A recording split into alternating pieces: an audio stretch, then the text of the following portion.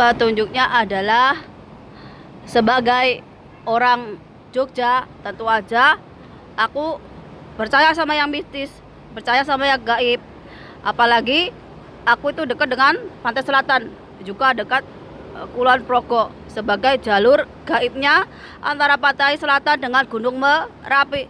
Dan ini turun temurun, udah bagian dari kita rakyat Jawa, orang Nusantara. Karena apa? Karena kita itu mengimani Tuhan yang gaib, Tuhan yang gak terlihat, tapi kita bisa merasakan kebesarannya, kekuasaannya. Jadi aku ini percaya yang gaib, tapi aku juga nggak melepaskan sisi dari duniawi. Contohnya apa? Aku itu suka namanya politik, sosial, ekonomi, sejarah dari kecil. Jadi aku kecil aja idolaku udah Muhammad Yasir Arafah, yang jadi Perdana Menterinya Palestina waktu itu, yang mati ditembak ketika perundingan damai. Itu kenapa sampai sekarang aku itu nggak pernah mau membahas Palestina. Kenapa? Karena dulu ada kesempatan mereka untuk hidup damai, tapi mereka sendiri yang membunuh pemimpinnya, Muhammad Yasir Arafah itu. Dan aku juga penggemar dari Gaddafi, juga Putri Diana, juga Saddam Hussein. Karena apa? Walaupun orang Jawa, saya tetap beragama Islam, dan Islam saya itu kental. Karena apa? Karena dari kecil aku udah ngelihat atau lihat sendiri nih, mbah-mbahku atau keluarga aku sendiri bagaimana mereka beribadah. Jadi itu kental banget.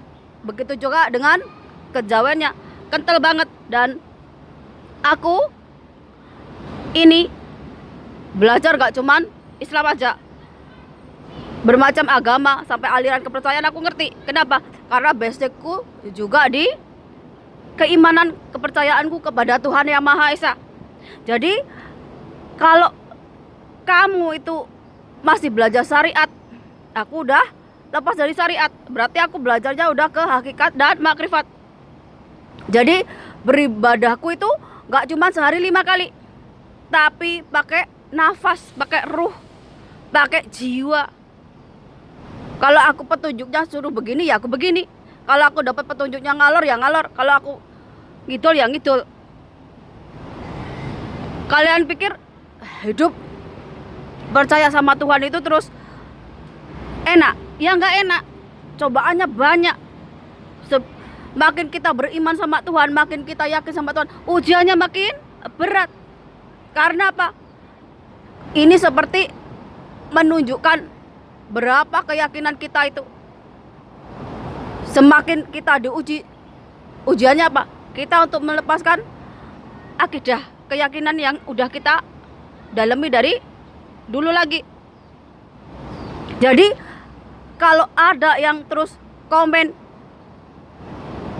nggak pakai hijab kok ngomongin Muhammad Qasim, aku bilang orang Jawa walaupun nggak berjilbab, tapi dia tetap beriman sama Tuhan, tetap meyakini Tuhan itu ada, Tuhan yang nggak bisa terlihat, Tuhan yang menciptakan manusia. Jadi jangan berpikir kalau kamu berhijab terus kamu itu jauh lebih baik dari yang nggak berhijab. Enggak. Semua itu tergantung dari kelakuanmu. Kalau kamu mati, kamu itu nggak bakalan ditanya kamu berhijab atau enggak. Kamu nggak bakalan ditanya kamu keturunan siapa, ataupun kamu ditanya pangkatmu apa. Ketika kamu mati, ya lost doll mati. Sebelum kamu mati, kamu itu udah mengalami yang namanya hukum karma, hukum perbuatanmu. Kamu di dunia ini ngapain aja selama hidup? Berbuat kebaikan apa berbuat kejahatan? Berbuat zalim atau enggak? Berbuat baik atau enggak? Kenapa aku ngomong kayak gini? Karena banyak sekali nih orang-orang yang ngaku bertuhan, tapi kelakuannya Kayak Buto Ijo, jahat. Banyak sekali yang pakai kopiah, pakai baju koko, tapi kelakuannya ya memperkosa, ya berkata-kata kotor, kelakuannya nggak bisa jadi teladan, omongannya nggak bisa dipegang, omongannya munafik. Sebenarnya udah banyak Tuhan itu ngasih petunjuk ataupun nasihat melalui orang-orang yang dipilih. Tapi kan selama ini kalian gak mau berubah, gak mau berhenti, malah makin menjadi-jadi, merasa dirinya Tuhan. Tuhan ngajarin manusia itu tuh apa? Memperbaiki akhlak, memperbaiki moral, etika, budi pekerti melalui agama, agar manusia itu menjadi lebih baik lagi, lebih manusiawi lagi. Tapi pada kenyataannya sekarang enggak, malah merajalela kejahatannya, ya merampok, ya begal, ya korupsi. Jadi membedain antara hak dan batil aja nggak bisa, membedain antara benar dan salah aja nggak bisa.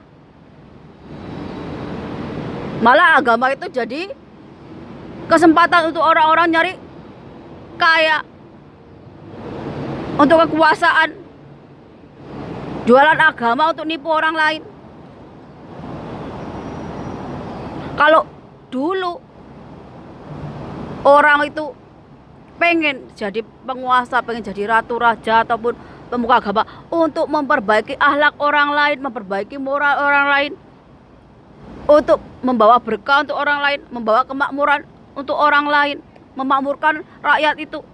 Karena nggak semua orang itu bisa mencapai kesadaran, nggak semua orang itu bisa mencapai titik yang namanya pencerahan. Nggak semua orang bisa jadi seorang ratu, kalau seorang raja atau seorang pemimpin.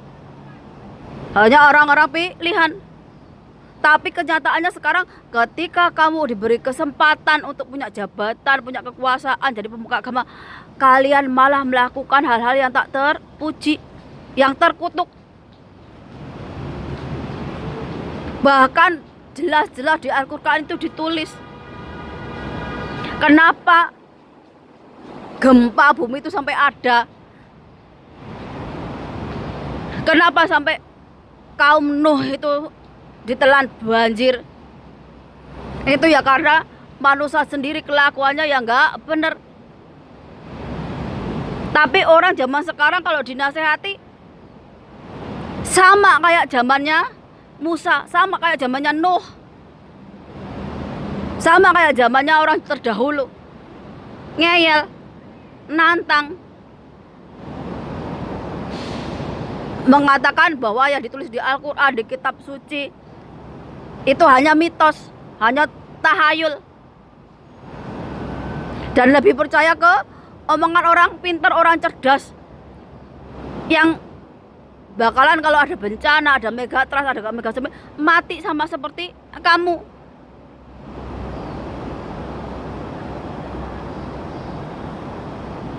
Kenapa aku ngomong kayak gini? Karena hawanya nggak enak. Aku itu ngerasain muntap, ngerasain memarah. Rasanya itu pengen sesuatu itu yang meledak.